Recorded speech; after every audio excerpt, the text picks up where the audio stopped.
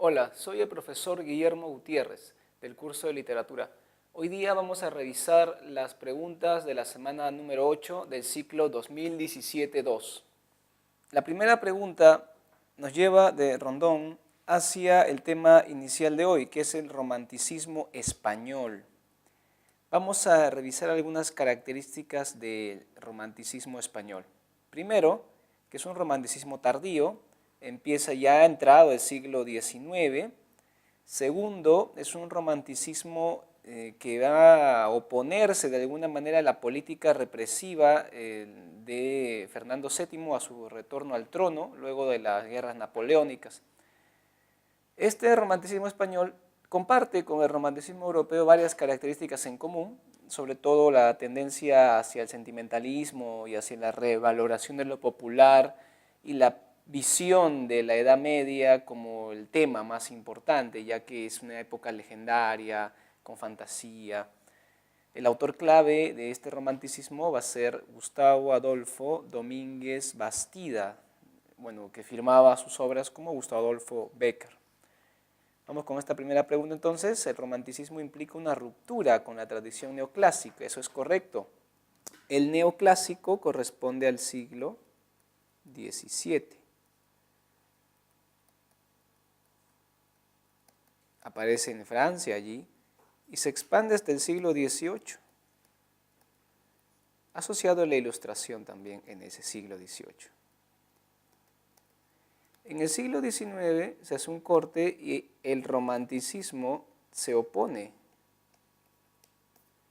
¿Está bien? Eso es correcto.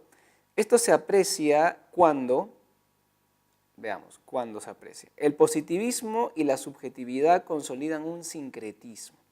Recordemos que el positivismo es una tendencia filosófica del siglo XIX que le da preponderancia a la ciencia, a la técnica, a la objetividad en las actividades del ser humano. La subjetividad pues es algo a lo que el positivismo supera y no va a haber un sincretismo entre ambos, eso no se da. Las obras basadas en la fantasía proponen un fin didáctico. Las obras en su mayoría son de índole fantástica, es algo común en el romanticismo evadir la realidad. Sin embargo, la propuesta didáctica es inherente al neoclasicismo, no al romanticismo. Entonces la ruptura entre la tradición neoclásica y el romanticismo no va a ser porque el romanticismo proponga un fin didáctico, es porque rompe con ese fin didáctico que venía de la tradición neoclásica. Tampoco podría ser esta la clave. Cuando la literatura desarrolla a plenitud la noción de verosimilitud, el romanticismo no desarrolla esa noción a plenitud, más bien la evade en lo posible. La verosimilitud es desarrollada por el neoclasicismo. Cuando el romántico no logra experimentar la angustia metafísica. La angustia metafísica es una característica interesante del romanticismo y el romántico se supone que logra experimentarla, por eso es que evita utilizar la razón para conocer todo. Hay algunas cosas, algunos aspectos, facetas de la vida humana que no pueden ser explicadas con la razón, como por ejemplo la vida después de la muerte, es un tema de fe. Entonces el romántico suspende el uso de la razón en ciertos temas, como la muerte, por ejemplo, u otros temas, y prefiere usar la intuición, la sensibilidad, prefiere usar la tradición popular como manera de explicar el mundo, como manera de entender la realidad. La angustia metafísica, entonces, sí es experimentada por los románticos. Cuando la imaginación y la subjetividad se imponen al racionalismo. Esta es la clave. La imaginación y la subjetividad son características del romanticismo y el racionalismo, pues, que es pues, de la Ilustración y el neoclásico, es superado. Se imponen la imaginación y la subjetividad a ese racionalismo. Ese justamente implica la ruptura con la tradición.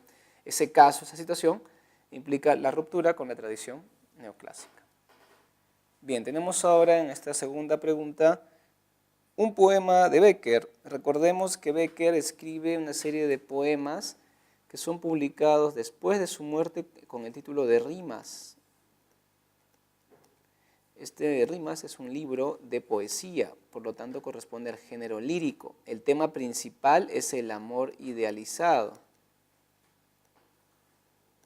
Es decir, el amor que sería perfecto, que solamente vive en la mente, en los sueños de los amantes, no un amor real, no un amor que corresponda con los azares de la existencia.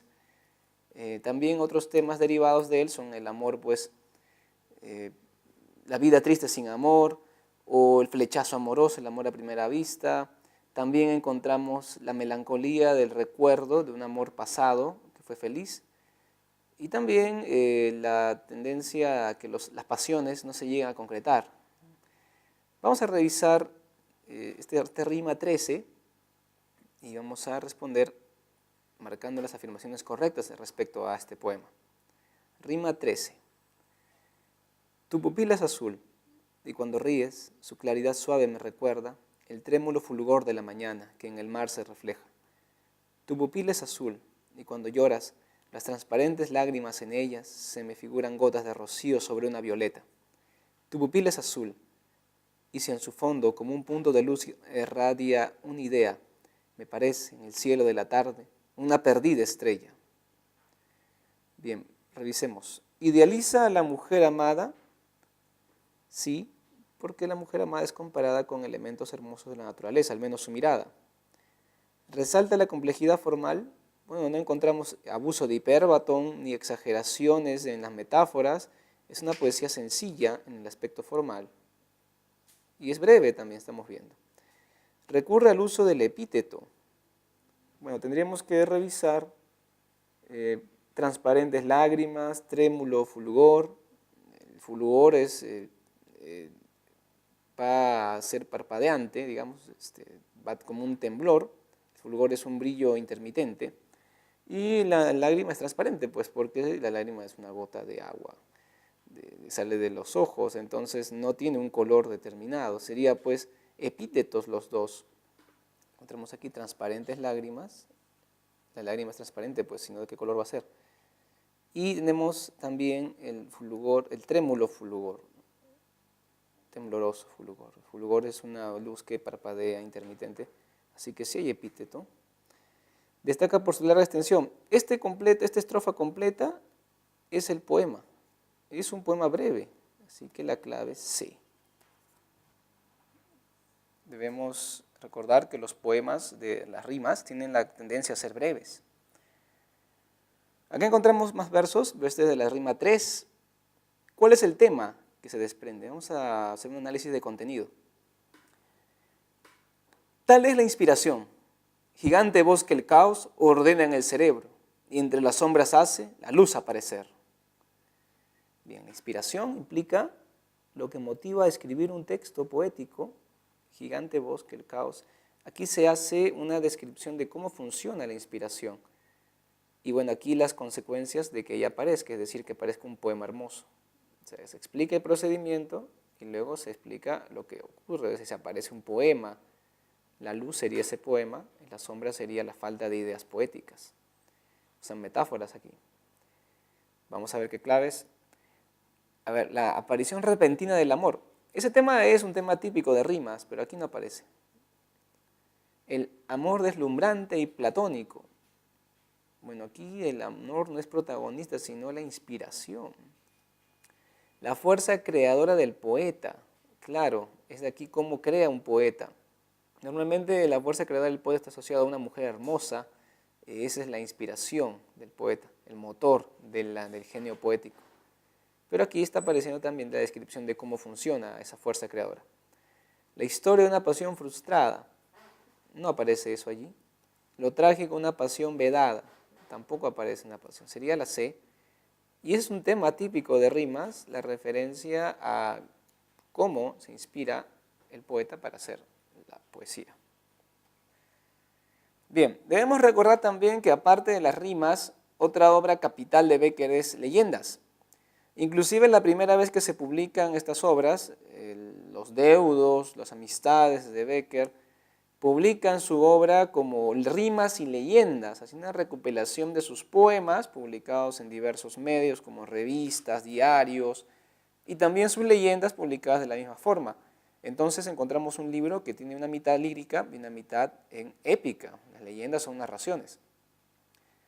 Claro que es una publicación póstuma, no es que Becker haya planificado una publicación de esas características, trataban de recopilar lo mejor de la obra de este autor, una vez fallecido. Revisemos la otra parte de su obra importante, que es las leyendas. Las leyendas tienen la característica de ser narraciones fantásticas ambientadas en la Edad Media, donde se aplica la estética de lo grotesco. La estética de lo grotesco. Esta estética es una estética típica del romanticismo. ¿Cómo es la estética de lo grotesco? Es decir, la contraposición de dos elementos, es decir, lo bello y lo feo, lo sublime y lo grotesco. Esa sería la estética de lo grotesco, ¿está bien? La estética del contrapuesto.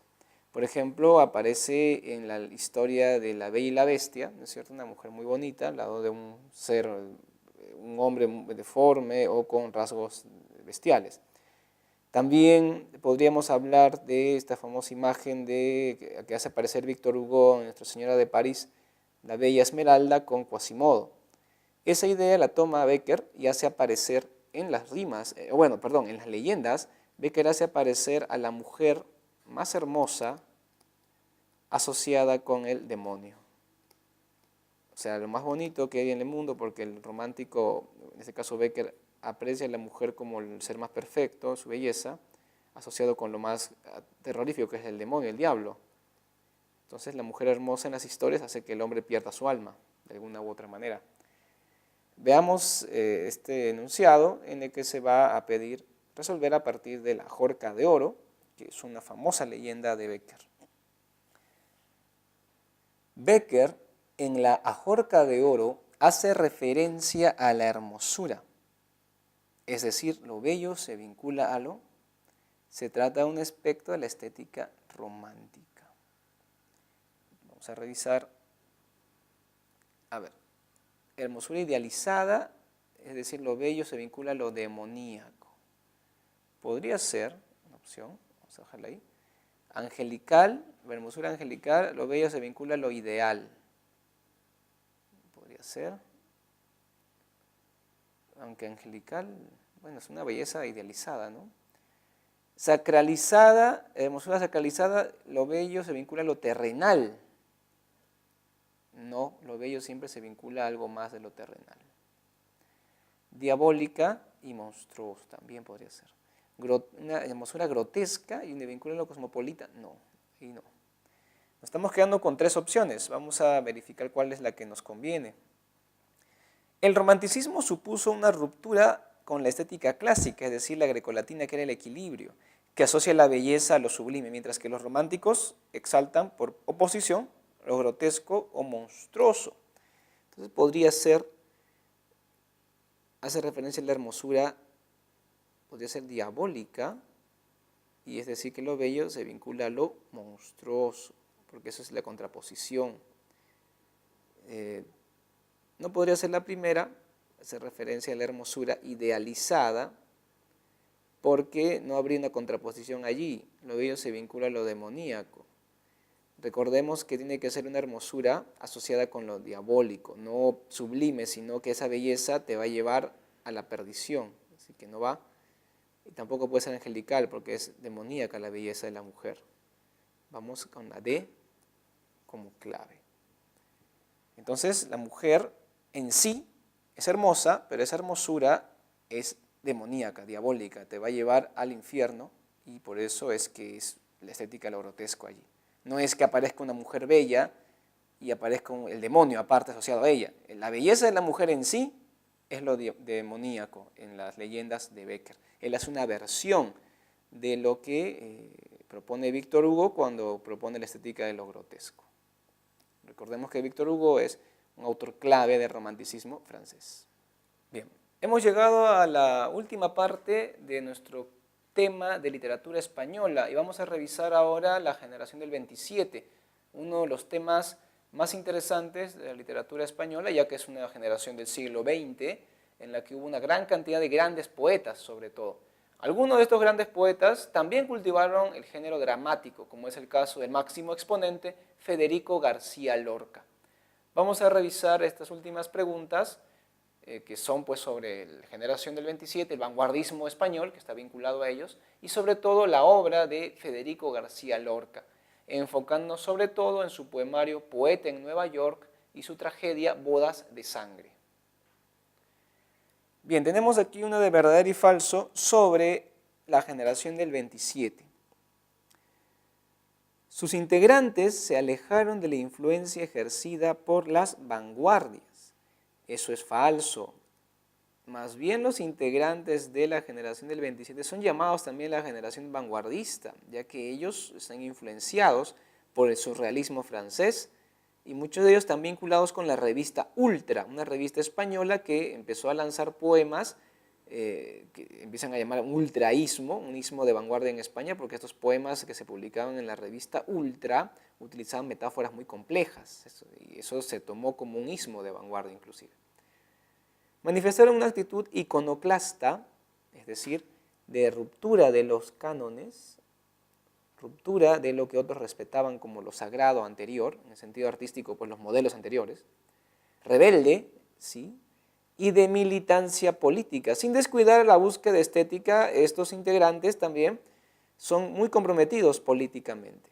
Por ejemplo, durante la Guerra Civil Española, ellos apoyaron a los republicanos, fueron activos partícipes, algunos de ellos tuvieron que salir de España por causas políticas, otros, inclusive como Federico García Lorca, fueron asesinados durante la Guerra Civil Española por órdenes de Franco. Así que sí fueron militantes políticos.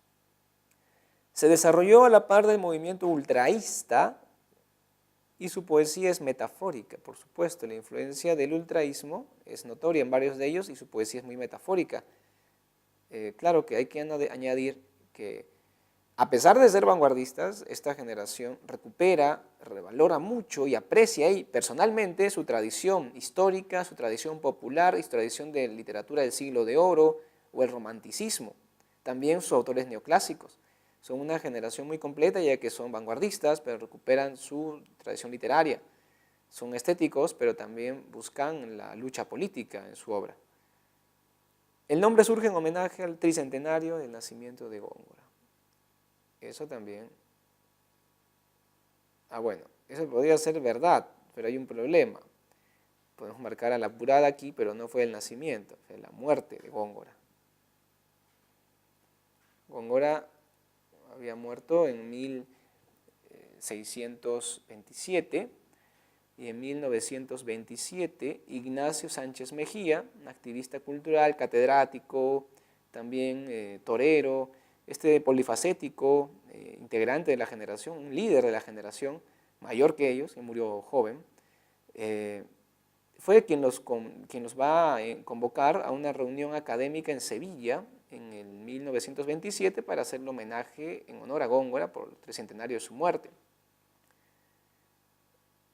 Y a partir de esa reunión, en la que ya todos eran, esa fecha en el 27 ya todos eran poetas reconocidos, ya tenían cierta edad, eran la mayoría mayores de 20 años, cerca de los 30, pero a pesar de esto, como fue una reunión en la que estaban todos y fue muy bonito verlos a todos hablando de Góngora, leyendo sus poemas, también en recitales poéticos de ellos, quedó para la anécdota y para la historia el nombre de Generación del 27 por este hecho en el que se reunieron todos. Así que la C es la clave en esta pregunta.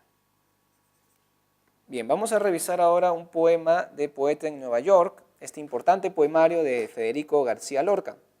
García Lorca tuvo que viajar a Estados Unidos, ya que en España, y previamente a la Guerra Civil Española, bastantes años antes, él ya tenía problemas con los militares que tenían una dictadura en España, así que él tiene que irse, se va a Estados Unidos y en Nueva York, vive en Nueva York, estudia en la Universidad de Columbia, se va a conocer allí con los activistas políticos de Nueva York, sobre todo la resistencia de los marginales negros de Nueva York, y con ellos se va a identificar mucho por su lucha por una libertad, por que haya menos abuso de la sociedad contra ellos. Algo muy parecido a lo que hizo Federico, apoyarlos a estos negros, lo que hizo con los gitanos en España, que también eran una clase social marginada. Le dedica varios poemas a ellos en Poeta en Nueva York. Vamos a revisar este fragmento, recordando que Poeta en Nueva York es un poemario en el que Federico García Lorca está influenciado por el surrealismo francés. Recordemos que el surrealismo es una versión, digamos, lírica, una versión literaria del psicoanálisis de Freud. Es decir, hace que los sueños y el mundo inconsciente sirvan de inspiración para las imágenes poéticas. O sea, presento imágenes que aparentemente no tienen sentido, parece que estoy describiendo un sueño. Eso es, y a partir de este estilo, en donde la escritura automática quiere hacerse presente, escribir sin pensar bien lo que estás escribiendo, bueno, tratan de hacer eso haciendo un estilo bastante peculiar. Eso es el surrealismo, pero obviamente Federico presenta estas imágenes que aparecen de un sueño o del inconsciente y trata de darle un significado. Vamos a tratar de interpretarlo. El poema, este fragmento del poema es Oficina y denuncia. ¿Está bien? Yo denuncio a toda la gente que ignora la otra mitad, la mitad irredimible que levanta sus montes de cemento, donde laten los corazones de los animalitos que se olvidan y donde caeremos todos en la última fiesta de los taladros. En relación a los versos citados de Oficina y denuncia, poema de Poeta en Nueva York, de García Lorca, marca la alternativa que contiene la afirmación correcta. Vamos del último para el principio. Enuncia la plenitud erótica mediante la metáfora de la ciudad. Bueno, García Lorca utiliza el tema erótico en su poesía, pero no encontramos una plenitud erótica en la metáfora de la ciudad. Aquí la ciudad es metaforizada para implicar otro tipo de mensaje, otro tipo de queja. Muestra un paisaje de edificio celebrando el crecimiento urbano. La actitud de García Lorca respecto a la urbe es de crítica hacia la urbe, no de halago. No se halaga, él más bien añora un mundo más rural, como su natal Granada. Él nace en el sur de España, en una región, en un pueblo. Es de origen adinerado García Lorca, pero igual él se identificaba mucho con las clases populares. Y a él la vida en Nueva York pues no le pareció pues algo que fuera envidiable o algo muy positivo, porque encuentra mucha injusticia en esa sociedad, así que tampoco. Manifiesta dolor por la ausencia y lejanía de sus seres queridos. Bueno, no me parece a mí que mencione a los seres queridos, está describiendo la ciudad más bien. Expresa su admiración por la moderna ciudad de Nueva York, ya hemos dicho que él no admira a Nueva York, más bien la critica mucho. Entonces, los versos citados expresan que el hombre ha enajenado su originario entorno vital, donde laten los corazones, los animalitos, que sería la metáfora de los seres humanos débiles, lo explota y destruye este entorno vital, sometido a los intereses de una sociedad consumista. La fiesta de los taladros sería la sociedad consumista, una metáfora. De esta forma se destruye a sí mismo la mitad irredimible. Esta mitad sería la mitad que abusa de la otra mitad, que serían pues los animalitos, los corazones de estos seres infortunados, y la fiesta de los taladros sería pues la modernidad del sistema capitalista. Esta mitad irredimible son los capitalistas que explotan a las masas. Como vemos, a partir de imágenes aparentemente inconexas, aparentemente absurdas, se logra un significado poético profundo en la poesía de García Lorca.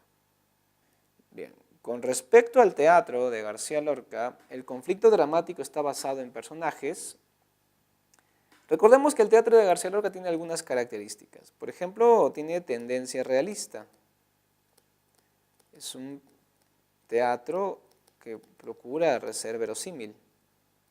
También vamos a encontrar, aparte de la tendencia realista, que tiene una tendencia también hacia lo que es la moral, es decir, explora las motivaciones de las personas, la inmoralidad de la sociedad, la injusticia que a partir de la moral, y también sus personajes siempre son víctimas que se sublevan contra el poder que los somete, y al sublevarse, al rebelarse contra ese poder, sufren mucho. Y si se someten a ese poder también sufren, así que no hay pierde, vas a sufrir sí o sí. Para Federico, las normas sociales son lo que somete a los individuos. Si en el mundo de literatura griega, en Edipo Rey, por ejemplo, la voluntad de los dioses era, aquí la voluntad de los dioses no aparece sino las normas sociales, los códigos sociales son los que obligan a los personajes a actuar y a someterse. Si te sometes, sufres. Si te rebelas, sufres más todavía. De todas formas vas a sufrir. Ese pareciera que fuera el mensaje de García Lorca. También ambienta su teatro mucho en ambientes rurales, en contextos de pueblos pequeños o haciendas alejadas. El mismo contexto donde él creció. Veamos entonces la posible clave. El conflicto dramático está basado en personajes de rasgos fantásticos. Hemos dicho que tiene tendencia realista. Personajes moralistas y puritanos. No todos, porque algunos se rebelan contra las reglas sociales, los códigos, y después son derrotados. Masculinos, solamente masculinos, no está mal. Más bien García Lorca le da mucho protagonismo a la mujer en sus obras. Personajes tomados de la realidad, eso sí corresponde a los pueblos, a la región de origen de García Lorca.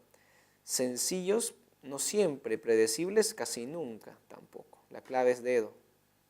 Vamos a cerrar con un fragmento de Bodas de Sangre, una de las obras cumbre de García Lorca, estrenada en 1933, 3 años antes de que inicie la Guerra Civil Española, 3 años antes de la muerte del gran autor Federico García Lorca.